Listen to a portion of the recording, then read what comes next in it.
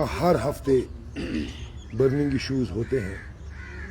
آج ہم یہ پچھلے ہفتے کے جو برننگ ایشوز ہیں ان پر تھوڑی روشنی ڈالیں گے. اس میں سب سے پہلے آپ نے دیکھا ایک بہت بڑی کنٹروورسی جو یہاں جموں کشمیر میں آئی ہے وہ پراپرٹی ٹیکس کے حوالے سے آئی ہے.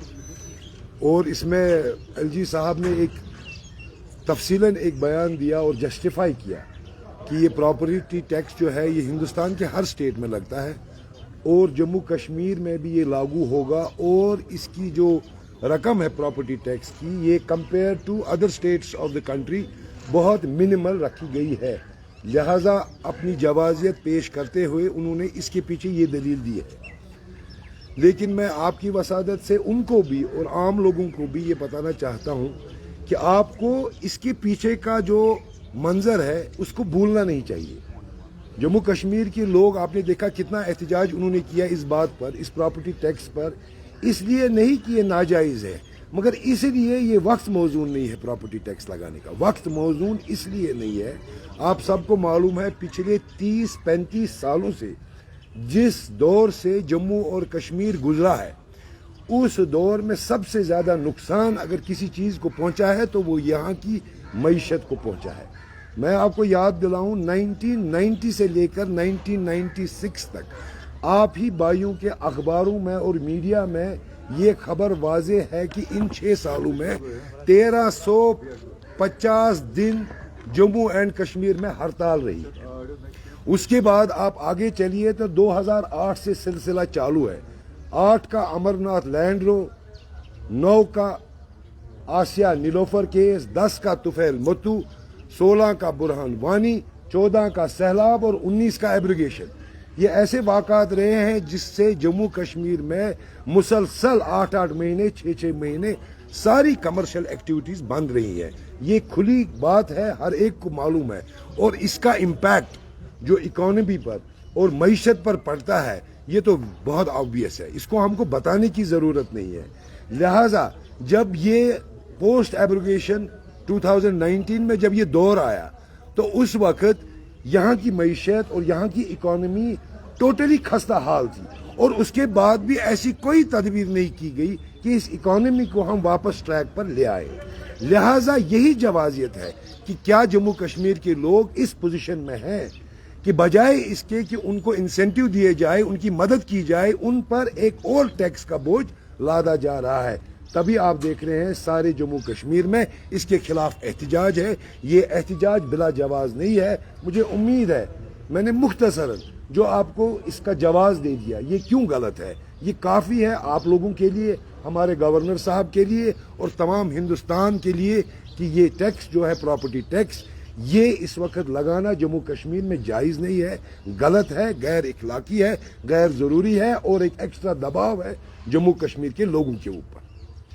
اس کے بعد جو دوسرا برننگ ایشو ہم نے یہاں دیکھا وہ ہم نے اسٹوڈنٹس کا دیکھا، یوتھ کا دیکھا. یہ تو میں نے آپ کو اکانومی کی بات کی. اب ہم گورنمنٹ امپلائمنٹ پر آئیں گے. آپ نے دیکھا ان 3 سالوں میں 3 سلیکشن لسٹ جو ہے گورنمنٹ نے اسکریپ کی اس پریٹیکسٹ پر کہ ان میں اسکیم ہے. آپ اندازہ لگائیے وہ اسٹوڈنٹس جنہوں نے محنت کی، جنہوں نے امتحان میں اپیئر کیا اور پھر سلیکٹ ہو گئے، اس میں کتنی محنت لگتی ہے. اور ان کی اب امپلائمنٹ ریکروٹمنٹ ہونے والی تھی اور یہ کینسل کیا گیا اس وجہ سے کیونکہ اس میں ایک اسکیم ہے.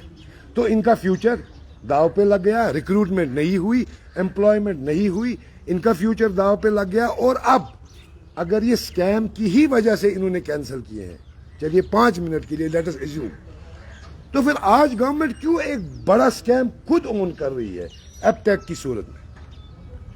یہ تو کرنے سے پہلے ہی ایک اسکیم ہے. یہ تو ایک وہ کمپنی ہے جو آلریڈی بلیک لسٹڈ ہے. یہ تو ایک وہ کمپنی ہے جس کو باقی سٹیٹس میں بین کیا ہے. اگر اسی پریٹیکسٹ پہ آپ 3 سلیکشن لسٹ کالعدم کرتے ہیں تو آپ ایک نئے اسکیم کی تیاری خود کر رہے ہیں اور ان کا حال بھی یہی ہوگا.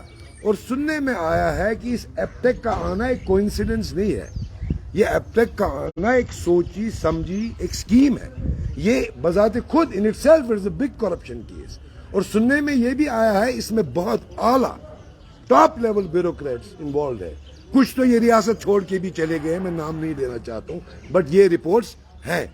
تو یہ اتنا برننگ ایشو ہے ہمارے یوتھ کے ساتھ اور ریکروٹمنٹ کے حوالے سے اور ان کے فیوچر کے حوالے سے. جو ٹائم نکل گیا, جو لسٹ کینسل ہوا, اب کیا وہی اسٹوڈنٹ اگین اس امتحان میں جب بھی وہ کنڈکٹ کیا جائے گا, کیا ان کی کوئی ایج ریسٹرکشن تو نہیں ہوگی کہ اب وہ ایلیجیبل ہی نہیں ہوں گے؟ So this is like spoiling their entire future. اور تیسرا برننگ ایشو جو ہے, جو آپ نے دیکھا ہبا قدل میں, باقی ایریاز میں, اسمارٹ میٹر کے بہانے سے لوگوں کو اندھیرے میں رکھا جاتا ہے. Again this is connected to our economy, جس کی میں نے آپ کو ایک چھوٹی موٹی وضاحت کی. کیا جموں کشمیر کے لوگ اس صورت, اس کیپیسٹی میں ہے کہ جو 400 روپیہ پر منتھ فیس دیتے تھے, ان سے اسمارٹ میٹر لگانے کے بعد 2000, 2500, 3000 کا فیس دیا جائے؟ Are they in a position to do this? یہ اس وقت گورنمنٹ کی پالیسی کیا ہے, کس اور بڑھ رہی ہے, یہ ہماری سمجھ سے باہر ہے. اس پراپرٹی ٹیکس پر جو ہے Jammu Kashmir, Jammu chamber of commerce نے, میں اخبار میں پڑھ رہا تھا کہ انہوں نے کل 11 کو ہڑتال کا, شاید بند کا انہوں نے کال دیا ہے.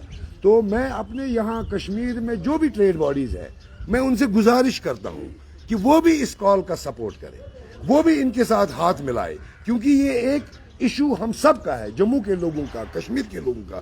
وی should support the call and the efforts made by Jammu people in this regard. ہمارا ان کے لیے فل سپورٹ ہونا چاہیے.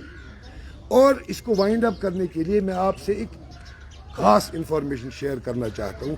شاید آپ کو اس کا علم نہیں ہوگا, لیکن آپ کی انفارمیشن کے لیے یہ بتانا چاہتا ہوں کہ یہی مارچ کا مہینہ تھا 2020, ایگزیکٹ ڈیٹ 20 مارچ 2020.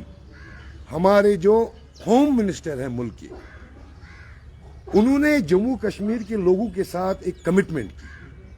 میں کمٹمنٹ آپ کو بتاتا ہوں, کوٹ کرتا ہوں میں, یہی لفظ بلفظ ان کی کمٹمنٹ ہے جموں کشمیر کے لوگوں کے لیے, کہ آپ مجھے 3 سال دے دیجئے, آپ مجھے 3 سال دے دیجئے, میں ان 3 سالوں میں جموں کشمیر کو ہندوستان کی تمام ریاستوں سے بہتر بناؤں گا. میں ہوم منسٹر صاحب سے, آپ کی وسادت سے یہ کہنا چاہتا ہوں کہ آج 3 سال مکمل ہو گئے, اور جس طرح کل آنریبل لیفٹیننٹ گورنر صاحب نے ان 3 سالوں کی اچیومنٹ کا لسٹ میڈیا کے سامنے رکھا, ہم نے بھی ایک چھوٹا سا لسٹ تیار کیا ہے. آپ کو سب معلوم ہے, میں ایک ایک پوائنٹ بتا دوں گا. لسٹ میں سب سے پہلا ہماری انڈسٹریل پالیسی, جس میں جو ایگزسٹنگ انڈسٹری تھی ان کو تمام انسینٹیو سے سبکدوش کیا گیا, اور انسینٹیو صرف نئی سرمایہ کاری پر دی گئی.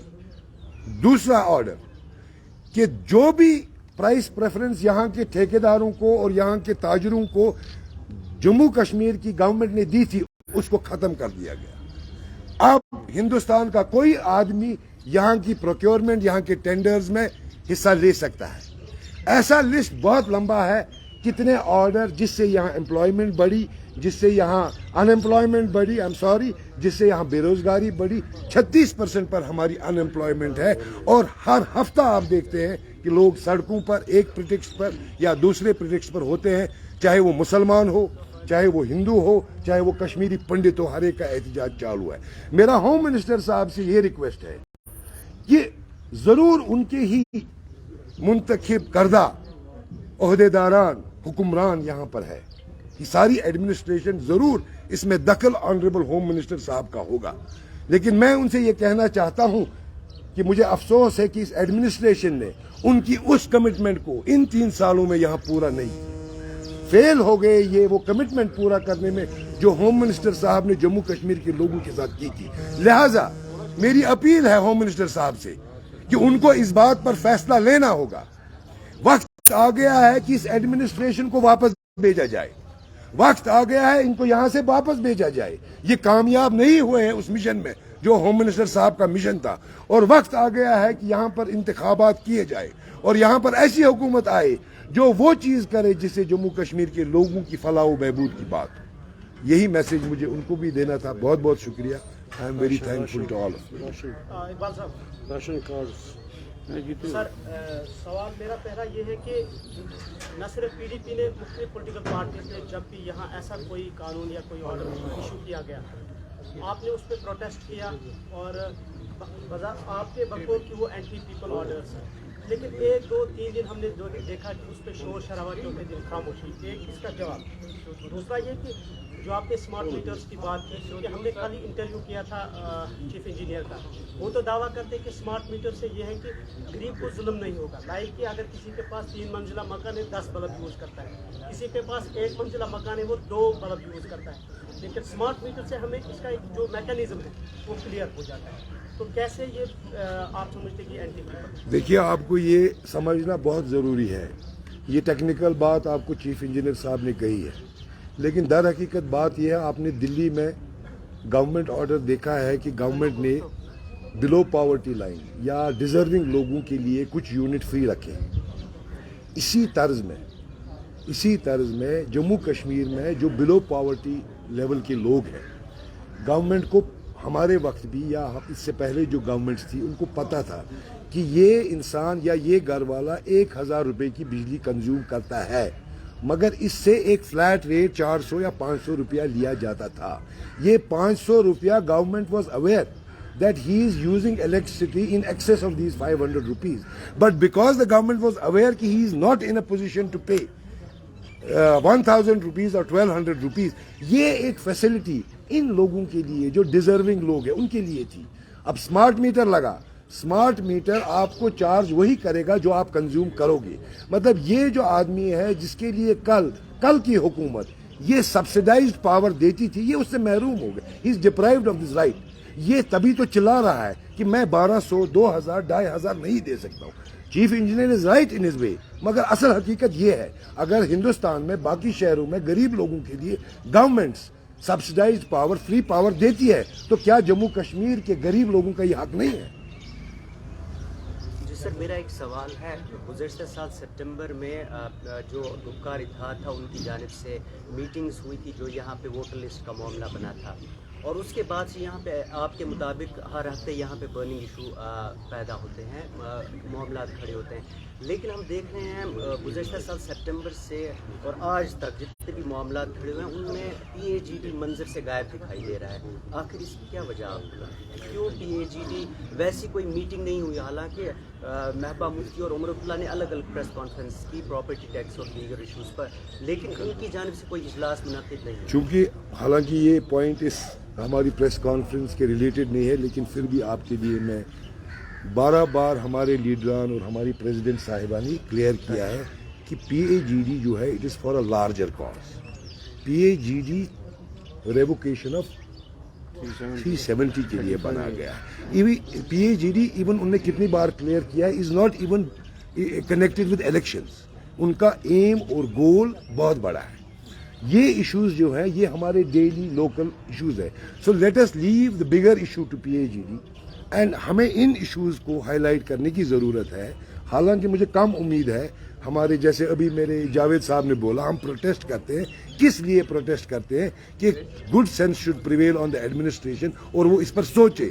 لیکن ہمارے پروٹیسٹ کرنے کے باوجود ایڈمنسٹریشن ٹس سے مس نہیں ہوگی. اقبال صاحب 2 سوال ہیں. ایک تو جو کل آل پارٹی میٹنگ ہونے جا رہی ہے فاروق اللہ کی رہائش گاہ پہ جموں میں، کیا پی ڈی پی اس میں پارٹیسپیٹ کرے گی؟ دوسرا جو جموں بند کی کال ہے آپ نے یہاں کے چیمبرز کو تو کہا، کیا پی ڈی پی کل کی کال کو سپورٹ کرتی ہے؟ بالکل سپورٹ کرتی ہے. جو بھی چیز جس چیز میں ہمارے جموں کشمیر کے لوگوں کا فائدہ ہے ہم اس ہر چیز کو سپورٹ کرتے ہیں.